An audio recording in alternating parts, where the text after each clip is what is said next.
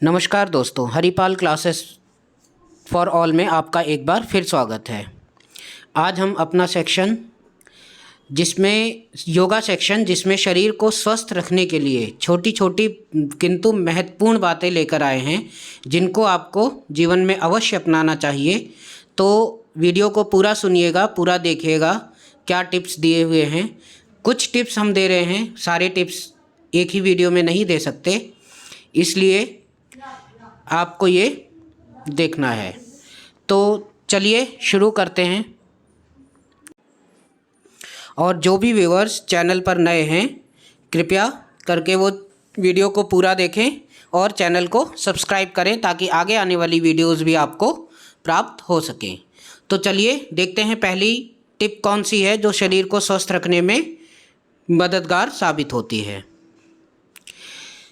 पानी पीने का सही वक्त। देखिए, पानी तो हम लोग सभी पीते हैं, लेकिन पानी पीने का अगर हम एक सिस्टमेटिक तरीके से पिएं तो उसका अलग ही फ़ायदा होता है।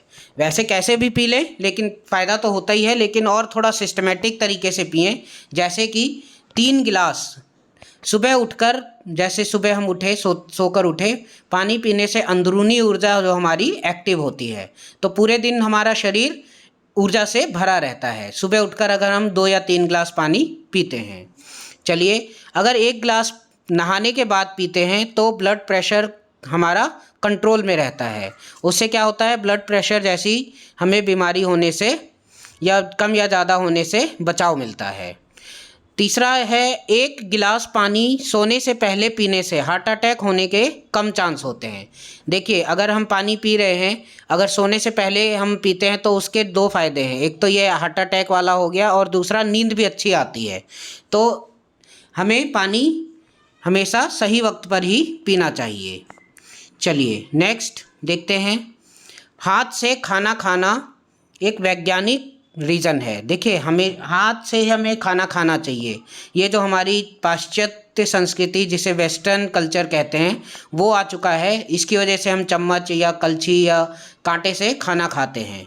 तो वैसे जो हमारे आयुर्वेद में लिखा हुआ है, तो हमें खाना हमेशा हाथ से ही खाना चाहिए। तो आयुर्वेद के अनुसार हमारा शरीर 5 तत्वों से बना है, और यह 5 तत्व हमारे शरीर में ही मौजूद हैं, जो कि हाथ में ही मौजूद हैं। देखिए क्या होता है, आप अपना अंगूठा देखिए। अंगूठा होता है, ये आयुर्वेद के अनुसार हम बता रहे हैं, अंगूठा अग्नि तत्व को प्रदर्शित करता है।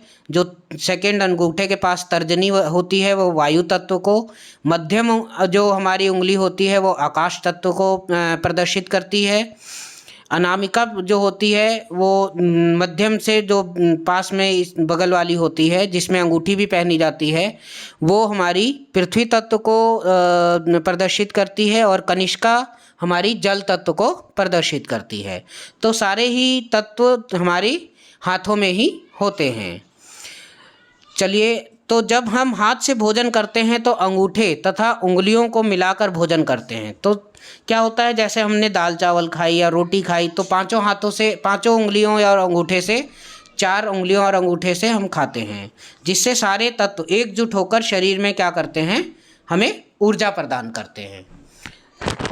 ठीक है, चलिए नेक्स्ट देखते हैं। कुछ आजकल डेंगू बहुत चल रहा है, मच्छर बहुत हो रहे हैं, तो उससे बचने के उपाय हम कर लेते हैं। और अगर डेंगू हो गया है, प्लेटलेट्स कम हो गई हैं, तो उसका भी हम एक उपाय आज लेकर आए हैं। डेंगू बुखार का उत्तम उपचार।